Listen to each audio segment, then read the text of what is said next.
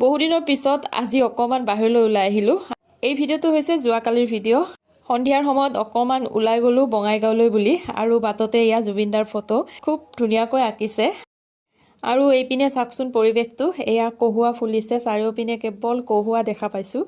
যিহেতুকে শৰৎকাল পৰিছে আৰু জানেই শৰৎকালত কহুৱা ফুলে, আৰু আজি হৈছে ষষ্ঠী, দুৰ্গা পূজা চলি আছে যিহেতুকে, কিন্তু আমি পূজালৈ নগ'ল, ভাবিলোঁ বঙাইগাঁৱৰ পৰিৱেশটো অকণমান চাই। আৰু এয়া বঙাইগাঁৱৰ চাৰিওপিনে কেৱল জুবিনদাৰ ফটো দেখা পালোঁ আৰু দেখি ভালেই লাগিল।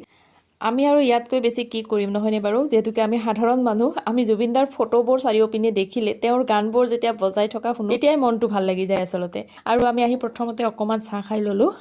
আজি বঙাইগাঁৱৰ যিটো পৰিৱেশ দেখা পালোঁ, আৰু এই পৰিৱেশটো দেখাৰ পিছত মোৰ এটা কবিতালৈ মনত পৰিছে, যিটো নেকি চন্দ্ৰধৰ বৰুৱাদেৱে লিখিছিল। কবিতাটোৰ শিৰোনাম আছিলে ধূলিকণা মই। আৰু কবিতাটোত তেখেতে লিখিছিল যে মই মৰিলেও দিন গ'লে ৰাতি হ'ব, জোনবেলি ওলায়ে থাকিব, গছত ফুলিব ফুল, বতাহ বলিব, নিজ পথে নক্ষত্ৰ ঘূৰিব। আৰু তেখেতে লিখা এই কবিতাটোৰ প্ৰত্যেকটো কথাই সঁচা, কাৰণ মৃত্যু হৈছে এক চিৰন্তন সত্য। যিহেতুকে মানুহ হৈ জন্ম লৈছোঁ, গতিকে এদিন মৰিবই লাগিব। আৰু সেইবাবেইতো আজি হিয়াৰ আমঠুগৰাকী গুচি যোৱাৰ পিছতো আমি ওলাই আহিছোঁ, আমাৰ নিজৰ কামবোৰ আৰম্ভ কৰি দিছোঁ নহয়নে। আৰু এয়াই হৈছে বাস্তৱ, এয়াই সত্য, এয়া আমি সকলোৱে মানি ল'ব লাগিব।